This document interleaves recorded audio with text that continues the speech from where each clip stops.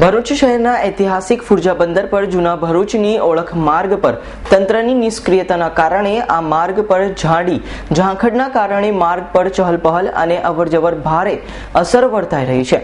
ભરૂચ વીરકાઠીથી નર્મદા નદીના તટ ઉપર જાણીતા ઐતિહાસિક ફુરજા બંદરે શહેરીવાસીઓએ ફુરસદના સમયે અને ખાસ કરીને સાંજના સમયે નર્મદા તટ ઉપર તાજી હવા અને વાતાવરણની હળવાશ લેનારાઓનો મેળાવડો જામતો હતો। તે ઐતિહાસિક ફુરજા બંદર પ્રવાસીઓના મેળાવડાથી અસામાજિક તત્વોના અડ્ડામાં ફેરવાઈ ગયો છે।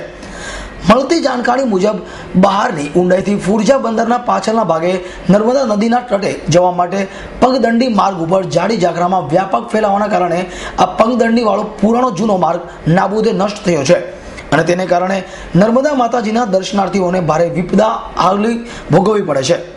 આજે આ નાબૂદી થયેલા પગદંડી માર્ગ પર રોજ રોજ લોકોની ચહલ પહલથી ધમધમતો આ વિસ્તાર અસામાજિક પ્રવૃત્તિઓથી ધમધમી રહ્યો છે। સત્તાવાળો સત્વરે જૂના ફુરજા બંદરની આ ઓળખને પુનઃ ધમધમતો કરી નર્મદા માતાજીના ભક્તોને સૂર્યાસ્ત ટાણે ભક્તિમાં ભાવુક બનતા અને અસામાજિક તત્વોની ફેલાતી બદીને નાથવા સત્વરે ઝાડ ઝાકરા દૂર કરી પગદંડી વાળા માર્ગને તંદુરસ્ત હાલતમાં ધરાય તેવી માંગ ફુરજા બંદરના સ્થાનિક રહીશો દ્વારા કરી હોવાનું જાણવા મળે છે। મારું નામ ચિંતન છે।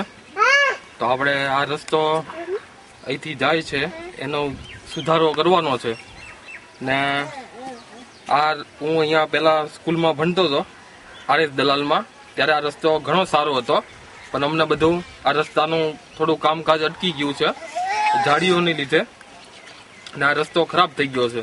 તો આને રસ્તો સુધારવાનો છે, જેના લીધે પહેલા લોકોને બહુ સહેલાઈથી અહીંયા મંદિર છે નજીક દત્ત મંદિર, ત્યાં લોકો બધા આવી શકતા હતા, પણ હવે આ બધું અટકી ગયું છે કામકાજ, તેને લીધે ઘણા લોકો આવી નથી શકતા ને આ બધું શોર્ટકટ હતું પહેલા, પણ હવે આ બધું કામકાજ ઠપ થઈ ગયું છે, તેના ડેવલપ કરવું પડે એમ છે। તો જો આ રસ્તો બની જશે તો આ લોકોને ઘણી પરેશાનીઓ દૂર થઈ જશે, નાનું ડેવલપ પણ ઘણું સારું થઈ જશે। અહીંયા મંદિર છે અને ફરવા જેવું ઘણું સારું વસ્તુઓ હોય છે, જેના લીધે લોકો આવી શકે છે અને ઘણા ફાયદા થઈ શકે છે।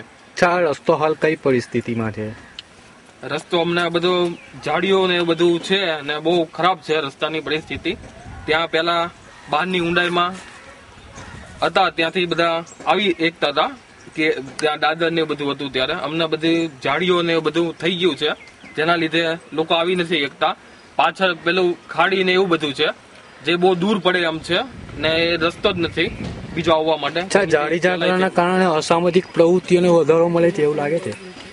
એવું થતું હશે। હું હમણાં ઘણા ટાઈમથી સુરતમાં છું, પહેલા અહીંયા રહેતો હતો, એટલે મને બહુ ખાસ ખબર નથી, પણ અમને રસ્તાની હાલત બહુ ખરાબ છે। હવે સૈયદ S9 ન્યૂઝ ભરૂચ।